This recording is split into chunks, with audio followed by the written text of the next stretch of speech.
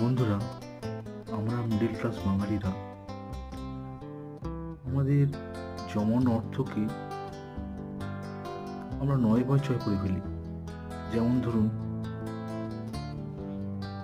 রোজ valley, Sarada, এইসব cheat ফান্ডের টাকা লাগিয়ে আমরা টাকা পয়সা ছাড়খাড় করে ফেলেছি।